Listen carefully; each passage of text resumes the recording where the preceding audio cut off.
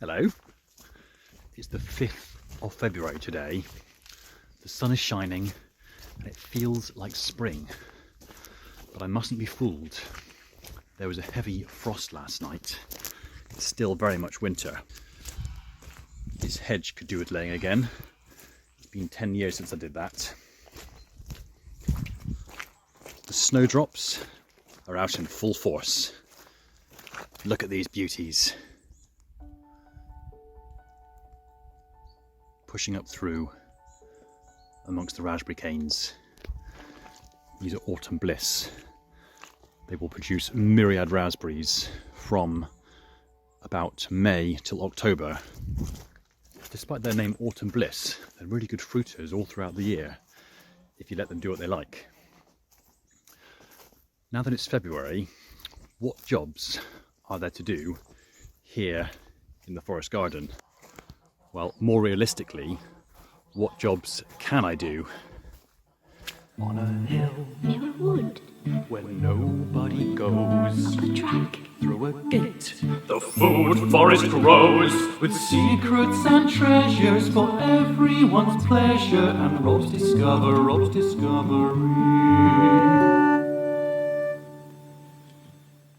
I have about 2 hours before I need to return to work, and I have another 3 hours here on Friday. Incidentally, today's Wednesday. The annual growing season is quickly approaching, and it's not too late to plant seeds. I would love to fill this annual veg bed down here, the one that was very kindly created by my volunteers.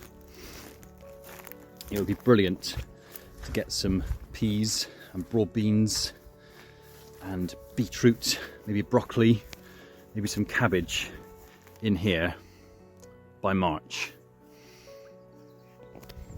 I mean, I normally don't start planting things either in the greenhouse or outside until March, but I thought I'd just be a step ahead this year and get some things growing in the geodome whilst it's still February, because last year I didn't plant any annuals whatsoever. I mean, there are many perennials growing here on the homestead in the forest garden, because that's part of its nature, is that it's all very, very low maintenance and all perennial stuff. But I do love growing guilds of annuals amongst the perennials. I shall talk again about the pros and cons of perennials and annuals, but I like both, so I shall grow both. So that one veg bed is ready to plant in. However, the other main annual vegetable bed is here. It's a little neglected and therefore overgrown. It's a circular one just here. Another circular one just here. I used to call it the demonstration garden because within this roughly 20 foot by 20 foot area of the garden, I was growing 50 different companion planted species of the overall 500 that were here in the 2-acre forest garden plot. It was like a microcosm of the macrocosm. It was successful, but did need little maintenance, and seeing as I haven't really touched it for 2 years, I'm now just going to turn it over to annuals, and so forth and so forth. However, since that vegetable bed is overgrown with grass and the geodome is riddled with slugs, I need to put my birds to good use, which is their primary purpose, and for them to do some clearing for me. I'm feeding the geese slightly less, and they're actually doing a great job finally of mowing the grass areas. The geese, despite what I was told when I bought them, very much like Jack in Jack and the Beanstalk, naively exchanging my hard-earned money for these magic beans of geese. I thought they were going to mow the grass paths, snaking around, and they do sometimes, but geese far prefer to mow larger areas like clearings. So the clearings are mowed by the geese quite nicely, these larger areas, but they don't like the paths. Here I am setting up another electric fence. I'm going to take the energizer unit from this area where the ducks and chickens are and put it around this veg bed to contain first the ducks, which I shall bring over in about an hour when I've set the fence up, and leave them for a few days. And ducks, especially these carnivorous khaki Campbells, their primary food is slugs. And even though the days are a little bit cold, well, the nights actually when slugs come out, but even though the nights are a little bit cold for the slugs to come out, the ducks will go through all the grass looking for slug eggs. So I'll put the ducks there for a week or so till they clear the slug eggs, and then I will transport the chickens over to that area so they can use their rotivating claws to dig out all the grass and all the weeds and fertilise the soil with their droppings. So by the time March comes and my little seedlings are ready to plant out, the birds will have done the hard work for me and cleared the area. And I have a mobile house over there. It's an old log store. Put a sliding door at the front. So that's what they'll be in overnight, and I'll release them in the day and they can clear the area for me. So as well as preparing the veg beds and planting seeds in the greenhouse, there's been a new moon recently, so a lot of the sap in the trees, especially the fruit trees, is down in the roots, and it would be a great idea to prune all my 40 or so fruit trees before the full moon, when the sap starts rising again and they're more likely to bleed and get diseases. That's quite unrealistic for today to prune 40 fruit trees, but the few hours I have throughout February, I am going to reduce them to a sensible size so I can actually harvest the fruit and reach it. Look at this Victoria plum. It's an absolute giant. It used to be my height, or 6'3", just over, so I could reach the fruit. But it's an absolute mess. It's got suckers coming up from the ground. There are diseased branches, there are crossing over branches, and I need to really, really thin it out and reduce its height. So that's one of about 40. The whole orchard area, all the cherries and plums, and apples and pears, and all the other different types of fruit beyond and in the hedge need pruning. And I'm going to use all the cuttings, all the brash from the fruit trees to make a fedge, or a dead hedge, around this little complex here with the caravan and shepherd's hut and geodome and the beehives.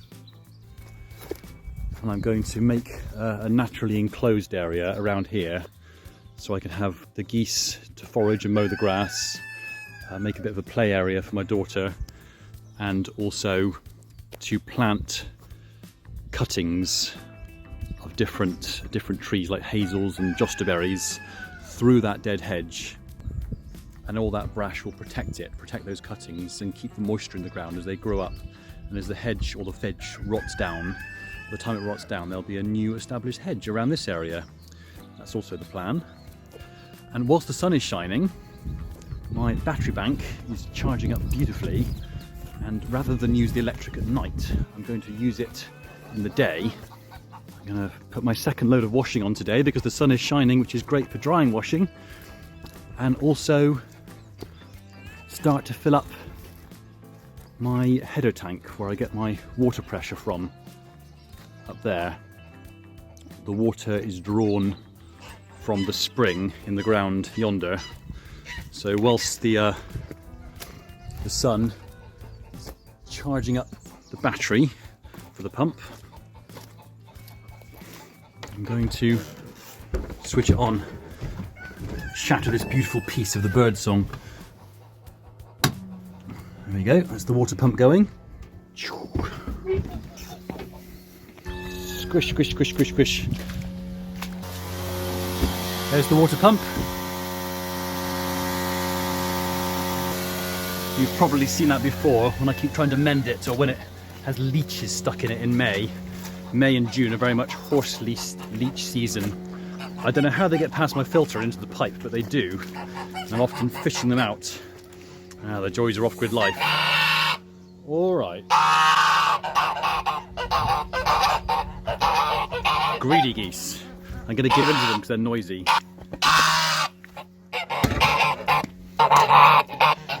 Alright, Tony.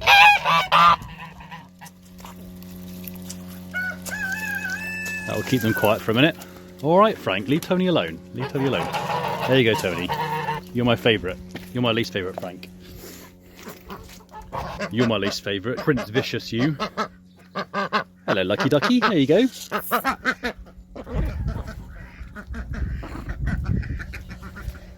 So, as I was saying, yeah, that's the water pump going, filling up the header tank there from the spring, and over there in that wooden shed at the end is my new power system that is powering everything else, including the washing machine. So I'm just going to put another load of washing on. I've already put the my homemade soap water liquid stuff in there. Oh, the washing machine is washing, it's really dirty. Oh, that's not the one. There we go. Now that washing machine is filling up with water from the header tank that is from the spring over there, that's currently being pumped up to a height by the pump. And the washing machine and everything else in the garden at the moment is being powered by the new lithium battery bank that I showed you in the last video in the shed over here. That's the 400-watt solar panel that is powering it. Sorry again, Sam, for making you squirm by drilling straight into that metal. Don't worry, the holes have been sealed with silicone sealant. The shed does not leak. I haven't had to start the generator for 2 weeks now. There's been enough sun despite it being midwinter. I say I haven't had to start the generator, but this generator starts itself, but it hasn't. This is the battery bank. It's currently taking in 108 watts from the sun and outputting 167 watts. It was a lot less than that a few minutes ago, but I've started the washing machine, so this is going to be in deficit now and the percentage will go down. However, when the washing machine stops in 15 minutes or so, look, it just started the spin cycle, so it's gone right up to 300 or so watts. So when the washing machine stops, the wattage will drop right back down to 30, 40, 50 watts, just running a couple of battery chargers and a refrigerator. And over the course of the day, this ought to be topped back up to 100%. And this happens every day now. I use a bit of electric, the sun tops it back up. The generator has not been used, but then I haven't been particularly power heavy because I've learned not to be, having lived without very much electric for 14 years. I'm sure when I get more gadgety things like a freezer and start to get the electric power tools out that no, I'm not even sure. I don't know, we'll see. Usually I would use electric power tools in the summer when the days are longer and there's more electric, so maybe the generator won't be used very much at all. Anyway, those are the jobs I'm doing today in the next hour and 40 minutes, and as much as I can throughout the month of February. Thank you for watching. Hopefully that was interesting. Please keep the questions coming. I love answering them if I can. And see you soon. Bye.